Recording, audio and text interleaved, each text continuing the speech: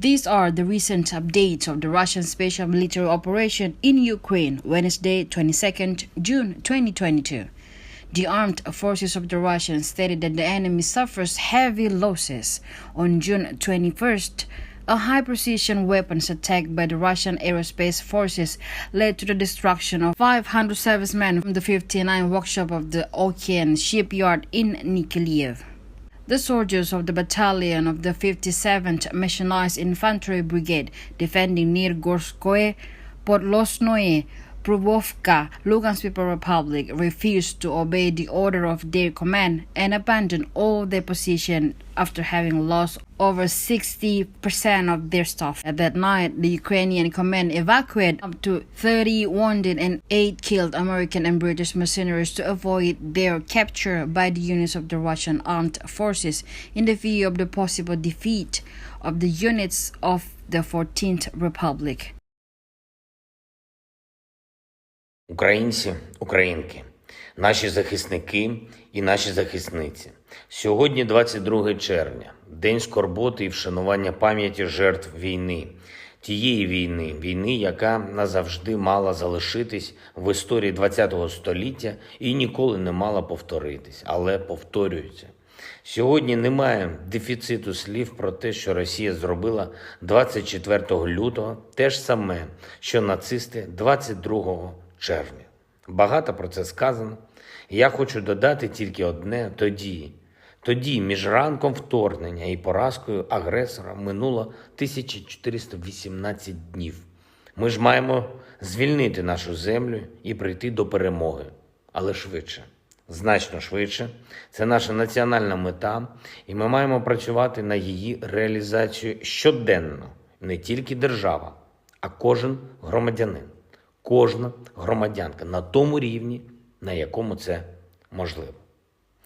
Від самого ранку я продовжив телефонний марафон заради позитивного рішення по кандидатству для України. Сьогодні 11 лідерів. Болгарія. Подякував пану прем'єр-міністру Болгарії Петкову за підтримку України і розвитку всієї Європи за нашою участь. Латвія. Обговорили з паном прем'єр-міністром Каріншем співпрацю між нашими країнами, між Україною і Європейським Союзом, а також наші спільні можливості захистити Європу від тих криз, які влаштовує Росія, зокрема продовольчі. Греція. Був радий почути слова щирої підтримки України. Маємо з паном прем'єр-міністром однакове бачення історичної ваги рішення, яке очікується від Європейської Ради. Швеція. Обговорили з пані прем'єр-міністром Андерсон перспективи двосторонньої співпраці та взаємодії на рівні європейських структур. Естонія. Подякував пані прем'єр-міністру Каллас за незмінну підтримку України. Обговорили пріоритети нашої співпраці та порядок денний в контексті саміту НАТО в Мадриді наступного тижня. Чехія. Плідна розмова з паном прем'єр-міністром Фіалою. Обговорили пріоритети головування Чехії в Раді Європейського Союзу в наступні півроку. А зараз я впевнений, що голос Чехії за Україну. Бельгія. Подякував пану прем'єр-міністру Де Кро за підтримку нашої європейської перспективи і запросив відвідати Україну. Сподіваюсь, що Бельгія візьме істотну участь у післявоєнній відбудові нашої держави. Австрія. Вдячний пану канцлеру Негамеру за політичну і гуманітарну підтримку, за розуміння потреб України. Ми можемо дійсно зробити дуже багато для розвитку відносин між нашими державами. Словенія. Домовились з паном прем'єр-міністром Голубом, що можемо посилити співпрацю між нашими країнами. Подякував за послідовну підтримку кандидатства для України. Молдова.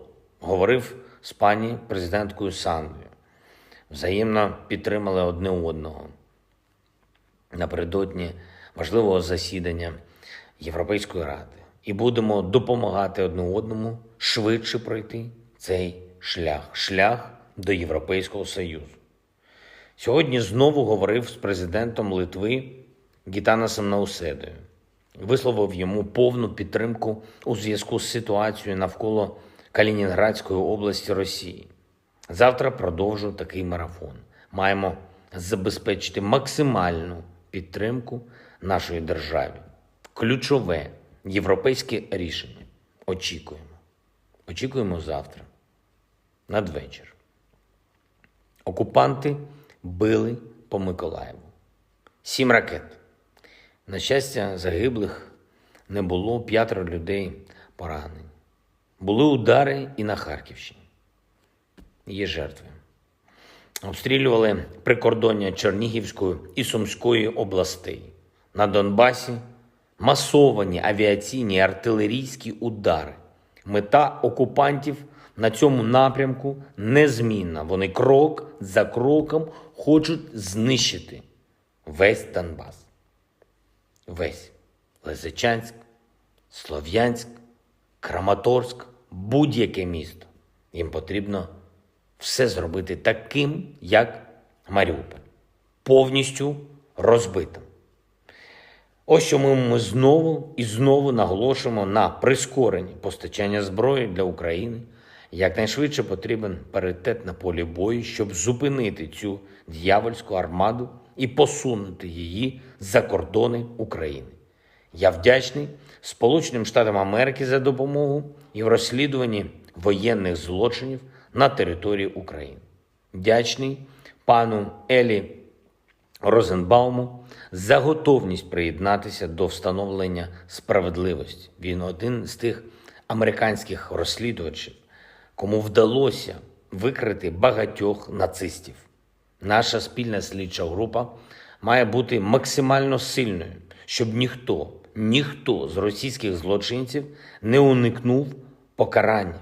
І це буде одним з найбільших у наш час внесків у захист міжнародного правопорядку. Так само, як 1 вересня 1939 року і 22 червня 1941 року завершились Нюрнберзьким трибуналом. Має завершитись у справедливому трибуналі і 24 лютого 2022 року. Росія повинна відповідати за все зло, яке принесла Україні. Підписав сьогодні новий указ про нагородження наших героїв.